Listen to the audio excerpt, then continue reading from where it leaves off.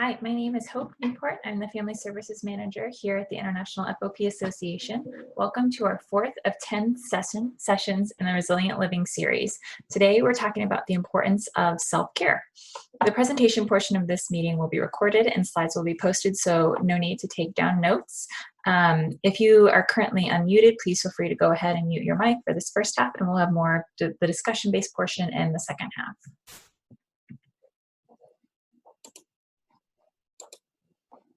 So I want to start by recapping a little bit of what we've talked about in our previous two sessions. The first facet we discussed was emotional acknowledgement. So this is being aware of your emotional state, being able to then name your true feelings without judgment or trying to stuff or ignore your emotions. And then also acknowledging your emotions, diffusing some of the energy behind them. And something that we focused on in every session is that stress, and particularly the emotions we experience as a result of those stressors, is unavoidable. So, we can be aware of our emotions and feel them without letting them drive the bus or change our actions, how we treat other people, or how we think. So that's the main takeaway for, that aspect of the emotional acknowledgement facet that we've previously discussed. To just review for a quick second, the ability to self-calm. So this is really about being aware of your stress response and actively working to recover from it in the moment. When you're stressed, your body's triggered into the fight, flight, or freeze response, and it doesn't matter if this is a big or a little stressor, the body has the same biochemical reaction to it. So staying connected to your breath and to yourself to help you regulate your nervous system is key. Last time we talked about flipping the lid and how we want to work to close that gap between our upper and lower brains so that we can have clear communication between those two. We also discussed mirror neurons and why it's important for us to be able to regulate our own nervous system before we can help others regulate theirs. And lastly, kind of reiterating and coming back to this point of the unavoidability of stress, we know that we cannot prevent stress, but that we can bring ourselves back from these stressful reactions and do our best to really recover in the moment and minimize their impact on us. So how does self-care fall into our resilience puzzle? And I think self-care is one of my favorite facets because it's really fun to be able to, theorize or think about all the different ways that we can treat ourselves better. Putting it into practice can be a little more difficult, but self-care is something that looks different for every person. So it can vary from person to person and always also varies from time to time in the same person's life. But it is our ability to use healthy behaviors to balance the effects of emotional and physical stressors. So just as we have emotional and physical stressors, we also can practice emotional and physical self-care. So some of the physical examples of self-care may be body movement or exercise, healthy eating, good sleeping practices, and a healthy hygiene practice. Some of the more emotional examples, and these vary greatly from person to person. So this list could be, never ending, but maybe watching a movie or your favorite TV show, reading a book, baking, writing in a journal, calling a friend, or just even waking up a little bit earlier if you have kids to have a little more time to enjoy a cup of tea or coffee are things that can also be a form of more of the emotional self-care. But we know that self-care is critical because when we take care of ourselves in this all-encompassing way, we become healthier overall. So I think it's important to acknowledge that it is multifaceted and that it's not just physical or emotional, it is a balance of the two. And I wanted to call out something that I think is quickly forgotten by people and this is especially true for caregivers, finding the time to care for ourselves can be a major struggle. So we've all heard the saying, you can't pour from an empty cup. But how often do we remember to practice that self-care throughout the day? We know it, but acting on it is sometimes different and much more difficult. So it's easy to shoo away that idea that we need to practice self-care, but we have to really hold ourselves accountable. And self-compassion is a big part of self-care. And so we're going to talk a little bit more about that. Self-compassion is our ability to be warm and understanding towards ourselves. It's about really treating ourselves as we would treat a close friend who's going through a difficult time. And we'll talk a little bit more about self-compassion when we talk about the self-supporting thoughts faucet. But sometimes we feel like we can't do things fast enough, or we're not effective enough to help the people in our lives who are in pain or who we want to support. And so sitting with that can be really uncomfortable, especially if you're facing it in sort of a secondhand nature as a caregiver or someone who's just not able to impact the person who's in pain. And just knowing that is all the more reason to be compassionate with yourself, because I think it can be really hard when you're not the person maybe who's experiencing the direct pain. But it is important to just practice that self-compassion with yourself in those moments, especially. So how does self-compassion impact self-care? If we give ourselves permission to do whatever it is that we need to do, that can be,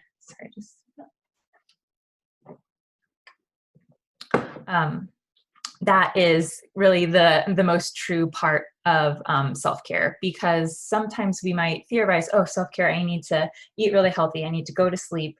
And some of those more physical forms of self-care are good for our body, obviously, but that may not be what we need mentally. So self-care is sometimes used as a proxy for self-compassion, but really they're two different things. One is the way we think of ourselves, and the other is really more of a doing and how we're treating ourselves. So, people can go through the motions of self-care without having self-compassion, and they can view themselves compassionately and still not take care of themselves. So these two ideas really do need to go hand in hand to work effectively. And we may be able to succeed or to get by without self-compassion for a while, but we're not able to thrive. At some point, the facade of self-care is sort of a bill that comes due if we're not practicing self-compassion with it, because it's not truly refilling our tank, which is what we're going to talk about next. So there's no perfect form of self-care. It's, as I said, it varies from person to person. But it is really helpful to try to take a personal approach to finding out what our needs are. So it's really about sitting down with yourself, or not necessarily even sitting down, but going for a walk, or, throughout your day when you can find the time to ask yourself, if my body was a car, what does it need to run better? So our body is sort of this vehicle that gets us through life. And if you think of the gas tank of our body as our resilience, and the gas as self-care, it's sort of figuring out how long can I go through this journey before I need to stop and refill my tank. And so sometimes, we are able to plan for different roadblocks that we'll see, and we're going to talk about that at the end of how we can make sure that those aren't barriers to practicing self-care. But it's really just about knowing, how do I feel right now in this moment, and what do I need to do to sort of fill my tank back up. So when we discussed the ability to self-calm, we said we can think of our body as a car and know, when the temperature gauge is running too hot or too cold. We talked about fight, flight, or freeze response with that. And so when we think of our body as a car, we use the self-care expression. It's really thinking of it as more of a gas tank and just what we can do to keep it full. And again, there's no one specific way to fill your tank, but I wanted to look at a few examples. So if you were to kind of take that moment to sit with yourself and say, how am I feeling right now? On the left, this column is some of the emotions you might experience. And so then for each one of those, if you're someone who's a little bit more type A, maybe it's helpful for you to create a chart like this with a list of actions that you can go to when you're feeling these feelings. But I think it's also helpful to just have some examples, even if you're not someone who's going to necessarily create a chart. So if someone's feeling overwhelmed, we talked about grounding as a form of self-calming in our last session. And so that is really just, placing our feet on the ground and feeling sort of rooted in a physical sense of where we're standing and what we're doing. And then in that ability to really focus on where we are, to pinpoint one thing that maybe we need to do moving forward, or what our next step will be.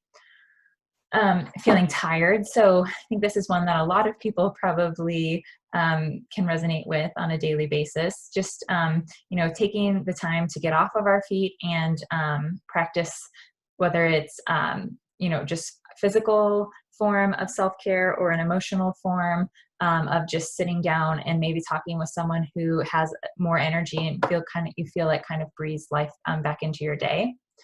The sadness. So again, social support is a big aspect of resilience, and we're going to talk about that in our future sessions. But if you're feeling sad, one way to counteract this can be to talk with someone who you can address that feeling with, and then find a balance to it.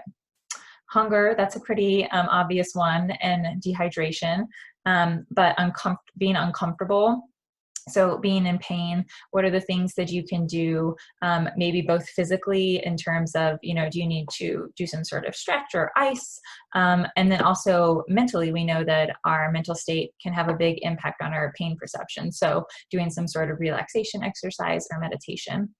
And then being alone or isolated, I think especially during this day and age, that's something that a lot of people struggle with. So having a plan maybe as to who you'll reach out to if you have that emotion, and keeping them sort of in the loop on your self-care needs in that department. So I want to dive a little deeper into a few of the physical forms of self-care, because we know that the emotional and physical aspects of our body need self-care, but the emotional one, as I said, varies greatly from person to person, and the physical ones are a little bit easier to pinpoint. So the first one we're going to talk about is exercise, and this can be a challenging topic or form of self-care for the FOP community especially, and when we offered this training to our mentors in the FOP Connect Peer Mentor program, we didn't have, I think, we talked about swimming as a good form of exercise. And of course, there's always like the significance of lung health. And so whether you are singing or using a spirometer, I think that can be a form of exercise as well. But since then, we've partnered with someone who I'm going to talk about here in a minute, who's kind of added some other ways to get the movement aspect into this faucet, or this aspect of the self-care faucet. So whether it's using music in movement, or some of the energy medicine techniques that we'll discuss in a minute, finding ways to move your body or move the energy in your body is a really helpful thing in terms of also the endorphins that we experience as a result of that. So, but then obviously just finding times throughout your day where you can integrate that, even if it's just little parts of, when you're at work, maybe going for a walk or going outside during lunch to get a little bit of movement, partnering with your social support system, and choosing types of exercise that interest you and I think are realistic. That's something else that we'll talk about. Is I think a lot of times people think, oh, I have to exercise. The guideline is something like 2 hours and 30 minutes of moderate intensity a week for adults in the US. So they're like, oh, I have to get my 2 hours and 30 minutes each week, or I have to sleep 8 hours, or I have to eat the perfect diet. And one thing we're going to talk about is that it's really that may not be sustainable for everyone. So it's really about finding what interests you and what's a realistic opportunity for you, and following through on that. But to dive a little bit deeper into a form of exercise or movement that I think is really powerful for our community, we're going to talk a little bit about energy medicine. So we have all of these resources posted on our website, but I wanted to dive a little bit deeper into this to make sure that anyone who sees this also knows that they're there. So Gloria McCahill is from Empowered by Energy. She's an Eden Energy Medicine Advanced Practitioner, and she's partnered with the IFOPA and the Resilient Living Program to provide our community with different exercises to increase energy flow throughout their body using this integrative medicine approach known as energy medicine. So energy medicine, this blurb up here right underneath the header, kind of gives you a good basic explanation of it, but basically it uses energy flow, the meridians in the body, to help change or improve impaired energy patterns that may be causing, some limits to the healing, the body's ability to heal itself. So she does this through a variety of different ways of tapping, massaging, whether it's postures, different forms of posture, or just different sort of mind-body activities you can do. She also uses acupressure rings. That's something that was a part of her training as well. So she is really a great resource, and I hope that our community will continue to follow with the different resources she's going to be providing us throughout the year. So one specific activity that she has referenced is a neurolymphatic reflex points, using those as a way to not only boost our immune system, but to help flush out toxins from the body. So she demonstrates how to clear the lung, spleen, the large intestine, small intestine points using the central neurolymphatic reflex points, which are associated with the lymph system. So many people know that lymph is pumped naturally through just daily movements, but when you're unable to have those movements, it's a lot harder to get rid of those toxins in the body. So working with these points is a quick way to get meridian energies moving and to boost the body's healing process. And this blue link does take you to this specific video. So when I post these slides, you'll be able to go back and reference that directly. But the second major form of self-care is nutrition. So we have a lot of people use different terms for it. The second brain, the belly brain. The more medical term for it is the enteric nervous system, and it is the network of neurons and neurotransmitters that are found in our gut. So these line our entire digestive tract, and they help not only monitor and regulate our digestive system, but they also play a huge role in different aspects of our brain and our body's function, our mental functioning. So along with digestion and health, they impact our mood regulation, our sleep cycles, our stress response, and again, the immune system function and inflammation. So, one more reason other than, just to feel like you're eating a healthy diet, to follow balance and moderation, is the idea that we are what we eat. So this vagus nerve, which is the green nerve here, goes from our stomach up to our brain, and it carries this concept of creating our food to our feelings. So it carries the energy from our food, the nutrition from our food, and it carries it up through the body to impact our feelings. Our big part of our emotions are influenced by these nerves in our gut. So, what we put into our body is not only important because nutrition, our body needs these things to grow from, a re-energizing standpoint, but also because we want to be happy, and this connection is a big part of that. So eating the right foods and getting the right nutrients into our body gives us the energy to fight off stress and also to counter its effects. So building good nutrition habits are a good way to help our body with these critical nutrients, and also making good nutritional choices improves our ability to recover from stress more quickly. So how does stress impact our digestive system? If we're not able to exit the fight, flight, or freeze stress response that we talked about last time, then one of the physiological effects is that our digestion is halted. And this obviously affects our gut health, because when our brains send us into this fight, flight, or freeze state, it has a direct impact on our digestive system. So our bodies get the sensation of immediate danger, and they focus on taking care of the vital organs like the heart, which leaves very little energy for us to be able to process the food in our stomach. So we don't get those vital vitamins or nutrients. And this causes some other sort of like chain of events. So a lot of times we will experience the acid reflux, stomach ulcers, indigestion, weight gain, weight loss, and just general weakness and fatigue from not being able to access those nutrients. So how can we counteract this? What can we do to improve our nutrition from a physical self-care perspective? Planning your meals ahead of time is one really important way. We can get creative with recipes or snacks to find foods that, again, you enjoy, so you don't feel like you're just eating to eat healthy. You're eating because it's something that you like. the food is something that you like. You should also follow the 80-20 rule. So this means that, we're not striving to be perfect and eat 100% of the food that our body needs from the nutritional standpoint, that we still allow approximately 20% of wiggle room for the food that maybe from more of an emotional standpoint we enjoy. And to strive for a good mix and balance of different types of foods. So proteins, carbs, different forms of vitamin and fats. And then one other thing that, not that you have to necessarily do this while you're eating, but if you're someone who's interested in this nutrition aspect of self-care, to dive a little bit deeper into it, is this Introduction to Mindful Eating link, which is really talking about how our bodies, as children, we are aware of our hunger, and we really only eat when we're hungry.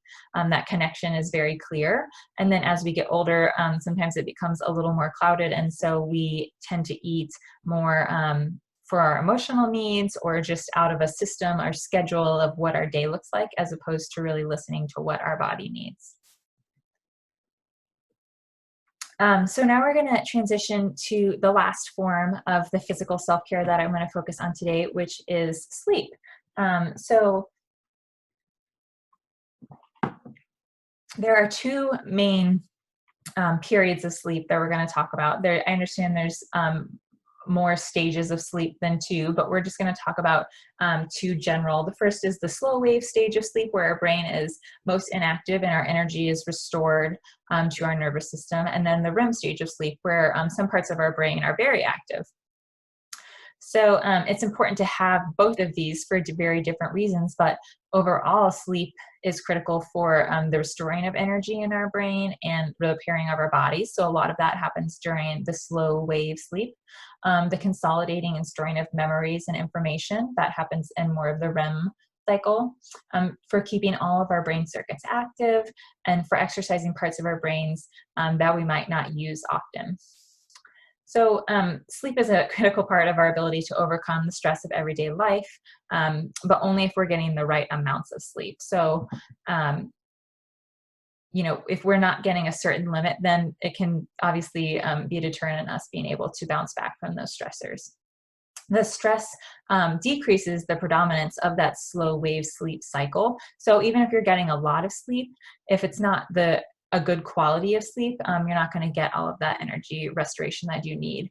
And that's really important because our brain uses 20 to 25% of our energy. So by disrupting those sleep cycles, not only are we interfering with our cognition, our ability to store memories and information, but it's also just impacting our stress levels and our ability to bounce back from those stressors in life.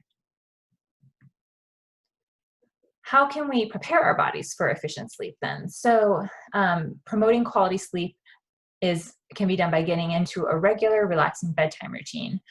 So there is one of the exercises that we're going to look at is just an example of what does a bedtime routine look like. And you can start it an hour before bed. You could start it 4 hours before bed.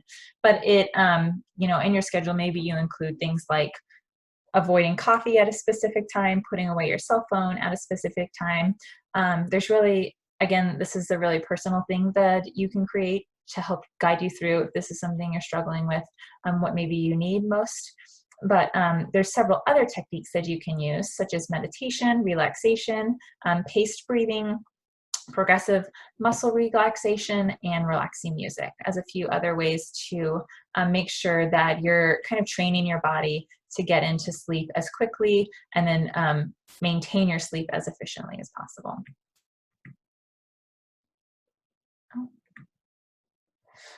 So practicing good self-care. What are some of the barriers to practicing self-care? What prevents you from doing things that you want to refill your tank? So the first one of these may be time. How you prioritize your day, what's most important to you, what do you feel like you need to get done to feel better? I know a lot of people have crunches on time, and so it's really, about being compassionate with yourself and making this a priority, and then putting things in line that you need for you to have the time to practice those things. Budget can be another deterrent. So identifying opportunities where maybe you can access more of the emotional forms of self-care that you need at a free or reduced cost. Support, so feeling like, if you're someone who needs social support or who needs support to be able to follow through on some of your self-care goals, it's really about talking with those people in your support system and also learning from them, knowing what their best practices are and trying to avoid giving advice unless they're asking for it specifically. Practicing good self-care is also about planning for those situations that drain your tank. So, it is maybe knowing what some of the activities are that are going to deplete you and make you need the self-care, and then factoring those into your day as quickly and as consistently as you can following those activities. And it doesn't have to be a grand event. I think it's unrealistic to expect ourselves to have these big self-care to-dos, after every stressor, but it's really just about incorporating it where you can in your day. And then identifying activities that help you escape from stress, but are actually avoidant behaviors. So this is sometimes people get the idea that, what we do as self-care is always healthy. And that is not necessarily true because, we may think that it's healthy at the time, but if we are using alcohol or drugs, sometimes food can be one of those things that turns out to be harmful for us in the end. So this decision-making process is complicated by the fight, flight, or freeze response and the flipping of that lid. So we know that our brain is sort of hardwired sometimes to do things that may make us feel better in the moment, but are not necessarily better for us in the long run when we don't have that clear communication of rational thinking and more of our gut instincts. And then also just, I think the biggest deterrent is not necessarily the budget or the time. It's sort of ourselves and our ability to prioritize our self-care and to practice it from a place of compassion. So I would say that, if you're someone who's trying to understand what some of the threats or the issues against you practicing good self-care are, I wouldn't necessarily start with those top three, but I would maybe start with yourself. And are you really allowing yourself to practice self-care, or are you setting expectations for what your self-care should look like without having compassion first? So the end goal of this Facet is really choosing those behaviors that are safe, fun, and rejuvenating to help us balance those effects of the emotional and physical stressors. And to truly do that, we have to be able to give ourselves permission